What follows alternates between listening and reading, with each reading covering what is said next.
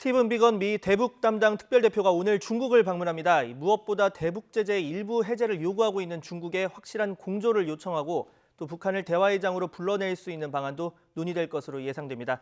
베이징 연결합니다. 강성웅 특파원. 네, 중국 베이징입니다. 네, 비건 대표 잠시 뒤에 베이징에 도착을 한다고요? 네, 그렇습니다. 우리 시각으로 1시는 넘어야 도착할 것으로 예상이 됩니다. 비건 대표는 도착하게 되면 중국 측의 카운터파트인 러자오 후이 중국 외교부 부부장을 비롯한 중국 인사들과 잇따라 만날 것으로 보입니다. 아무래도 중국이 러시아와 공동으로 유엔 안보리 대북 제재의 일부 해제를 촉구하는 결의안 초안을 제출한 상태이기 때문에 이 부분에 대해서 주로 논의가 이루어질 것으로 보입니다.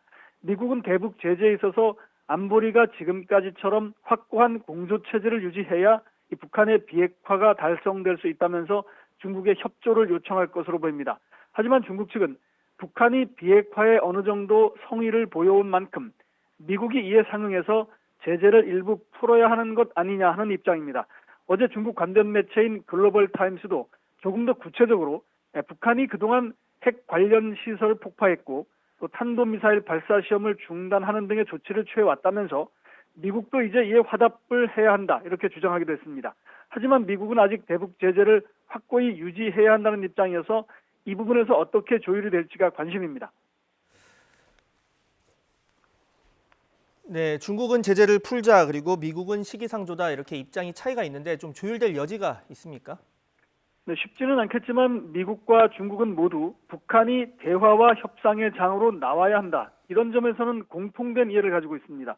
중국은 또 한반도 상황이 더 악화하지 않고 평화적으로 문제가 해결돼야 한다면서 북한의 추가 도발에 대해서는 다소 부정적 입장입니다.耿상 중국 외교부 대변인도 어제 브리핑에서 비건 대표의 중국 방문을 환영하면서 중국 측 관리와 만나게 될 것이다 이렇게 밝혔습니다. 중국은 이번 기회에 유엔 안보리 결의안을 통해 드러낸 자국의 한반도 문제에 대한 해법도 전달을 할 것으로 보입니다. 중국은 제재 해제와 관련해서 북한의 수산물 수출 금지를 풀어주고 또 북한의 해외 노동자 전원 송환 요구도 해제해야 한다 이런 입장입니다. 아울러 북한과 미국 간의 회담이 이제 교착 상태에 빠져 있는 만큼 중국과 러시아도 참여하는 육자 회담을 부활해야 한다 이런 주장도 내놨습니다. 이런 안들을 가지고 미국과 협상을 하고 또 절충을 하면서 해법을 모색할 것으로 보입니다. 특히 이런 과정에서 중국은 이 한반도 문제에 대한 자국의 참여의 폭을 확대해 나갈 전망입니다.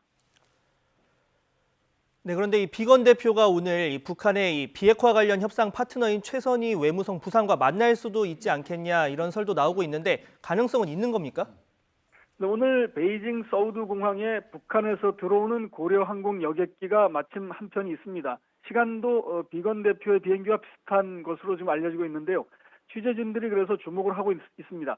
비건 대표가 서울에서 북한을 향해서 대화 복귀를 공개적으로 촉구를 한 뒤에 베이징을 방문하는 것이어서 혹시나 이곳에서 접촉이 있는 것 아닌가 하는 기대를 하고 있습니다. 아직 미국이나 북한은 베이징에서의 접촉 가능성에 대해서 어느 쪽도 공개적으로 확인을 하지 않고 있습니다.